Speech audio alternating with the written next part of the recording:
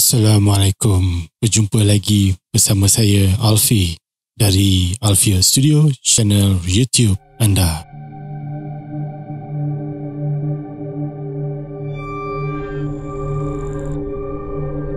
Video kali ini adalah reaksi daripada tajuk misteri ketuk di tengah malam di Sabak Berenam.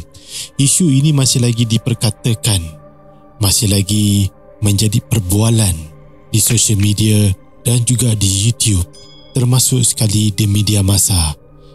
Isu berkenaan dengan masalah ketuk di tengah malam menjadi satu gangguan paranormal yang dikatakan ianya datang daripada makhluk halus masih lagi belum dapat dirungkaikan. Namun begitu, penglibatan daripada pihak berkuasa PDRM dan juga Persatuan Penduduk di kalangan masyarakat membuat pemantauan serta rondaan secara sukarelawan untuk mencari angkara siapa yang sebenarnya menjadi dalang di belakang gangguan ketuk di tengah malam. Yang pasti saya tahu ada ramai para sahabat berkongsi cerita mereka di dalam komen-komen yang telah ditulis di dalam channel saya di salah sebuah video saya, iaitu misteri ketuk di tengah malam. Kebanyakan di kalangan komen-komen para sahabat semua memang amat tertarik dan amat menarik. Antaranya ialah propositional. Beliau mengatakan dah start macam kes tahun lepas. Ada saka tak dituntut kacau kampung, area Kampung Gajah. Saya masih lagi tidak tahu di mana Kampung Gajah. Mungkin kita boleh mencari di Google Map. Beliau mengatakan kes main ketuk pintu. Siapa ingat kes saka tok? Macam ni kita perlu meneliti ataupun perlu menyingkap balik kes saka tok. Mungkin berada di social media ataupun kita boleh membuat carian di Google ataupun di YouTube. Dan beliau mengatakan sekarang dah buat balik area Sabak Berenam. Memang dekat area, maksudnya berdekatan dengan Perak. Ada banyak hantu, dia kata. Beliau merasakan risau, dia naik atas pula belah Ipoh. Beliau merasa risau gangguan ini ataupun fenomena ketuk pintu pada tengah malam ini melarat hingga ke Ipoh, Kuala Kangsar dan seterusnya ke Sungai Siput. Dan saya suka untuk menceritakan kepada anda kisah saya 35 tahun yang lepas, sekitar awal tahun 80-an. Ketika itu saya masih lagi berumur antara 10 tahun ataupun 9 tahun, dan ketika itu memang cukup popular yang berkisahkan tentang hantu Kom-Kom. Pasti anda ada siapa yang di antara anda yang mengenali kisah hantu Kom-Kom. Kisahnya lebih kurang ketuk, tapi ianya tidak berlaku pada malam hari, ianya berlaku pada siang hari. Dan taktiknya adalah seperti seorang wanita berprudah membawa anak dan pergi ke rumah mengucapkan salam, Assalamualaikum, kum. Kebanyakan ibu bapa ketika itu memomok-momokkan anak-anak mereka berkenaan dengan kewujudan hantu Kom-Kom bakal menangkap pada budak-budak yang sering berkeliaran ataupun merayau di sana sini. Kalau lihat pada 35 tahun yang lepas, ketika itu kami tidak mempunyai gadget ataupun smartphone ataupun social media sekarang ini. Ketika itu permainan kami adalah permainan yang konvensional, iaitu seperti bermain tenting, bermain sorok-sorok ataupun merayau, panjat pokok dan bermacam lagi. Kisah hantu Kom-Kom ketika itu menjadikan satu bualan di antara parent, menjadi cukup popular untuk menakutkan anak-anak mereka atas tujuan supaya mereka pulang awal ataupun tidak pergi lebih jauh daripada kawasan rumah. Maklumlah ketika kecil agak nakal, jadi pantang keluar daripada rumah, lasap. Kalau hujan tu memang redah, main tengah hujan. Kalau lumpur, segala ada lumpur, semua kita akan berenang-renang di dalam lopak lumpur. Dan mungkin daripada itu menjadi satu idea kepada para ibu bapa ketika itu, termasuk sekali dengan parent saya, menjadi satu cetusan idea mewujudkan hantu Kom-Kom. Tapi hantu Kom-Kom ini kalau kita rujuk balik kepada kisah yang lama, ianya seperti satu benda yang betul real, tetapi tiada bukti atau fakta yang mengiyakan hantu Kom-Kom ini. Dan begitu juga kes berkenaan dengan isu ketuk pintu di tengah malam, sangat sinonim dengan kaitan pengamal ilmu hitam ataupun pengamal sihir. Saya tidak mahu bercerita lebih lanjut lagi berkenaan dengan ketuk pintu, tetapi tujuan asal video yang saya buat kali ini adalah reaksi daripada para sahabat yang berkunjung di channel saya. Mereka ada pelbagai cerita, corak cerita yang boleh dikongsikan, dan saya sangat suka di antara komen-komen, contohnya daripada Malaysia 63rd Independence, dan beliau mengatakan rumah saya pun diketuk, ketukan kuat macam orang nak ceroboh masuk. So maknanya ini adalah satu ketukan yang menggegarkan pintu. Nasib baik tak buka pintu, intai sikit tingkap tak adalah pula. Maksudnya dia intai melalui tingkap, tetapi tak ada pula nampak kelibat orang. Bunyi ketukan itu lain macam. Lepas tu dia mendengar bunyi orang menangis. Dia merasakan itu adalah anak buah yang menangis, tetapi sangkaan dia meleset. Bajet bunyi menangis benda lain, tetapi bukan anak buah dia. Tangisan itu perlahan je bunyi. Yang aku tahu pocong boleh menangis, tapi sehingga kini saya pun tidak pasti adakah pocong itu betul-betul menangis dan kenapa ianya menangis. Mungkin ada di kalangan anda boleh menceritakan kenapa pocong itu menangis. Tinggalkan komen anda untuk berkongsi cerita di komen di bawah ini. Alright, kita sambung lagi. Sebab ada orang cakap isteri dia dengar anak kucing miau pada waktu malam bergegas ke bawah kereta. Maksudnya ketika itu terdengar bunyi miau kucing dan kucing itu berlari bergegas ke bawah kereta. Tapi apabila isteri dia menyuruh suami dia jenguk, tidak ada pula kucing itu di bawah kereta. Mungkin hantu raya berubah bentuk. Adakah ianya berubah bentuk sebagai kucing? Tetapi kalau kita lihat kepada sifat jin, dia boleh menjelma, tapi antara jelmaan dia yang paling popular adalah jelmaan ular. Pasti anda tahu, atau anda ada sebarang pendapat yang lain, boleh tinggalkan komen untuk kita bersama-sama kongsikan cerita. Majoriti dia mendapati di dalam grup I Love Sungai Besar di Facebook. Kebanyakan yang meramalkan ataupun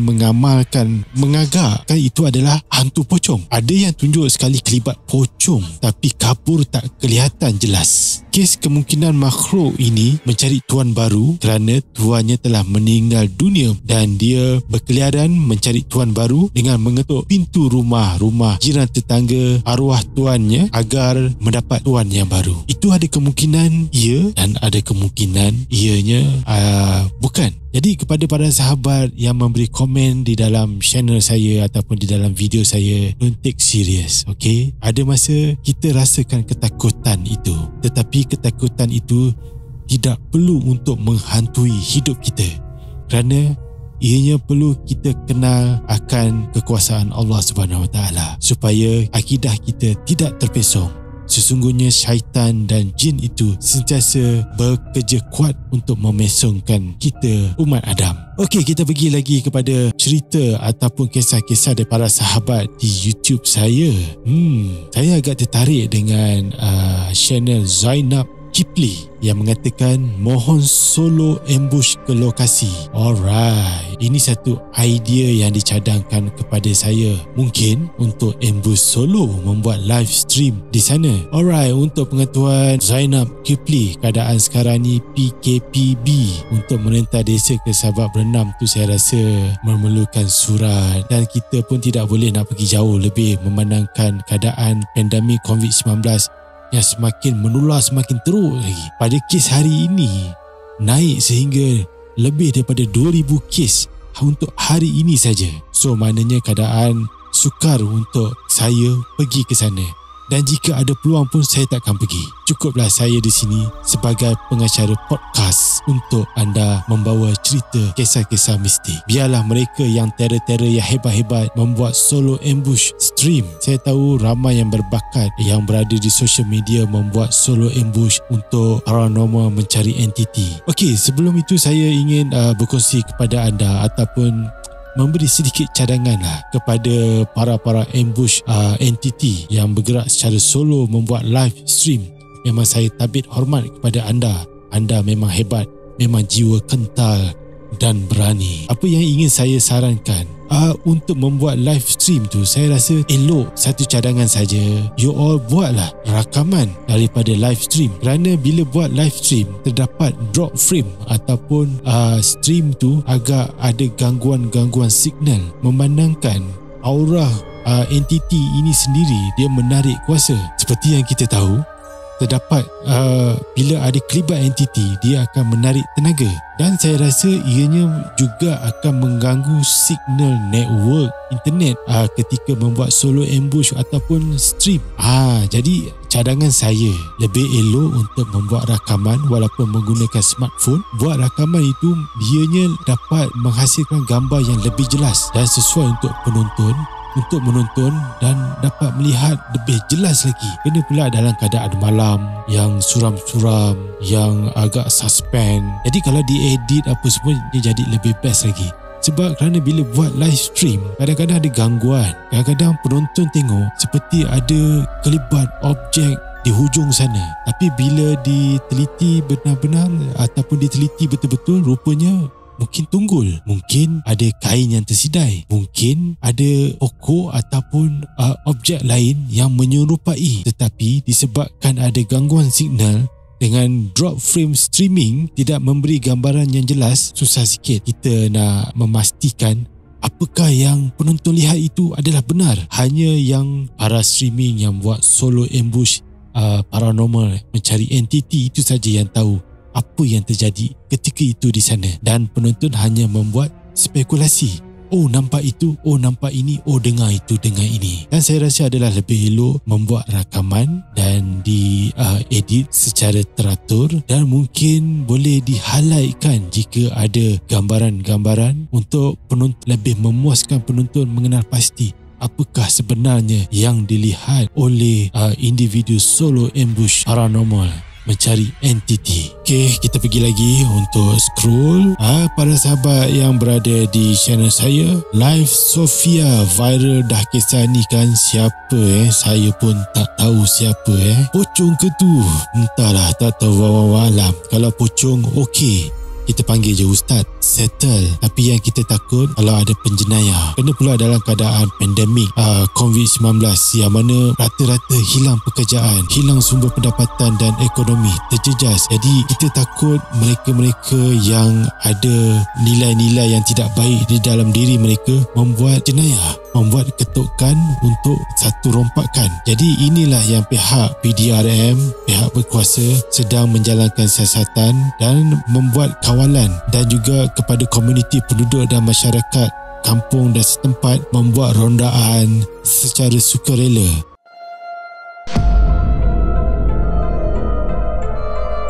Bila saya ceritakan tentang rondaan sukarelawan daripada komuniti masyarakat kampung, teringat saya tentang kisah movie iaitu Stinggan. Ada siapa yang tahu berkenaan dengan movie Stinggan? Memang menarik, daripada lakonan para legenda, arwah Ibrahim Pende, arwah Syamsuddin, arwah Yusni Jaafar dan lain-lain lagi. Komuniti masyarakat Stinggan ketika itu ada gangguan di tempat tinggal mereka, di kampung mereka. Gotong royong daripada kawalan mengikut shift berganti-ganti. Keseronokannya ada di situ. Apakah keseronokannya? Keseronokannya adalah muafakat antara jiran dapat dijalin. Dengan sifat muafakat, berkawal, menguatkan lagi ukhuwah di antara mereka di kampung-kampung tersebut.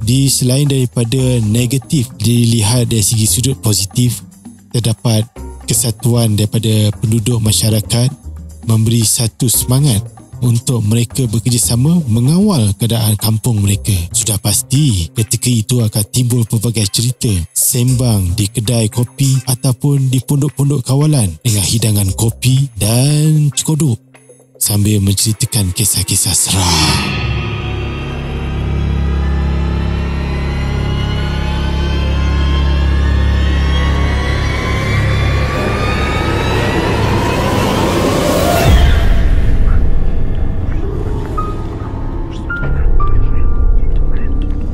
Alright, kepada anda, kita teruskan lagi bersama sahabat saya iaitu di channel The Journey of Cancerian. Wow, panjang. Beliau mengatakan dekat area Kelang Bukit Tinggi time cuti Deepavali, Oh, daripada Bali yang terbaru ni ke? Pukul 11 malam rumah aku kena weh. Dia kata rumah dia kena. Okey, saya rasa hantu tu datang rumah dia. Sebelum benda ini datang, aku dah tahu sebab kucing aku dah bagi isyarat. Kebiasaannya haiwan akan cepat terkesan dengan kehadiran entiti disebabkan haiwan-haiwan ini dianugerahkan oleh Allah mempunyai deria yang keenam. Dan kucing beliau terus berkumpul di sebelah beliau. Maknanya kucing dia memiliki kucing yang lebih banyak peliharaan kucing di rumahnya. Aku buka lampu luar dan banyak anjing liar menyalak depan rumah aku. Padahal rumah aku tingkat 3. Maknanya beliau duduk di flat ataupun apartmen ataupun kondo. Kucing-kucing beliau dah tahu benda ni datang sebab mereka datang mendekati aku pada masa aku tengah basuh kain. Agak menarik. Tengah basuh kain tu maknanya beliau basuh kain di toilet ataupun basuh kain di dapur menggunakan washing machine. Saya bayangkan beliau membasuh kain washing machine di dapur. Pasti sekarang ni setiap rumah memiliki washing machine. Okey, kita tengok lagi kepada rakan yang lain daripada Wolf Gaming, channel Wolf Gaming. Ada sungai atau kubur berdekatan tak? Kalau ada, punca dia dari situ sebab sungai itu tempat ramai AFS. Apakah itu AFS? Yang buang-buang sesuatu tapi rasanya macam bukan manusia di situ. Sekejap, saya masih lagi nak menangkap ayatnya. Ramai AFS ke yang buang-buang sesuatu tapi ini rasa macam bukan manusia. Ini kat sini pernah kena juga orang main cangkul waktu malam dengan ketuk pintu, lepas tu nak tengok tak ada siapa-siapa. Kalau sini dekat dengan sungai, dekat jalan Merbau 2 ada rakam waktu benda itu. Pening saya baca komen daripada channel Wolf Gaming. Macam inilah saya simpulkan berlakunya ataupun bunyi orang bercangkul dan ketuk pintu di rumah-rumah. Saya gambarkan begitu. Di sini saya kongsikan kepada anda kisah sahabat saya di Langkawi di sebuah resort. Okey, yang mana saya tidak mahu memberitahu tempatnya kerana takut anda tidak mahu bercuti ke sana. Ianya terdapat sebuah rumah kampung yang dijadikan resort untuk pengunjung tinggal di rumah tu. Jadi kawan saya antara yang mengendalikan, diberi peranan tanggungjawab untuk mengendalikan resort di sana. Jadi beliau duduk bersendirian di dalam rumah dan di rumah kampung itu terdapat sebuah perigi buta. Dan pada malam hari beliau terdengar bunyi orang bercangkul berada di luar daripada rumah dan ketika itu beliau berada di dalam bilik di dalam rumah itu dan dinding kayu yang berada di sebelah beliau kedengaran bunyi orang bercangkul seperti orang bercangkul tanah. Dan ketika itu juga beberapa jam seterusnya beliau mendengar orang tengah mandi di perigi berada di luar kawasan rumah beliau tinggal. Dan ketika itu beliau bersendirian dan beliau mengatakan pada keesok harinya beliau terus mencari tim ataupun daripada kumpulan tahfiz untuk datang ke rumah itu dan membuat bacaan ayat-ayat ruqyah. Dan selepas beberapa waktu beliau berulang kali mengamalkan ataupun membuat bacaan ayat ruqyah daripada kumpulan-kumpulan tahfiz dan alhamdulillah gangguan itu berkurangan, tetapi masih lagi ada dan tidak terlalu kuat. Jika anda memiliki juga cerita-cerita seperti rakan saya, anda boleh tinggalkan ruang komen di bawah ini. Kita dapat berkongsi kepada rakan-rakan pendengar yang lain. Baiklah, kepada anda yang menonton video ini sehingga ke akhir, berkongsi kepada anda berkenaan dengan kata-kata komen-komen para sahabat di video channel YouTube saya, di channel YouTube Alfia Studio. Dan kepada anda yang belum subscribe, jangan lupa subscribe untuk mengetahui lebih lanjut lagi kisah-kisah mistik di dalam konten reality. Untuk mendapatkan notifikasi, pastikan anda klik lonceng dan terus support Alfia Studio. InsyaAllah di lain masa saya akan berkongsi kerana di dalam fail saya masih lagi terdapat banyak lagi kisah mistik boleh dikongsikan kepada anda. Kekal bersama Alfia Studio untuk mengetahui realiti mistik dunia kini. Assalamualaikum. Kita berjumpa lagi. di masa akan datang.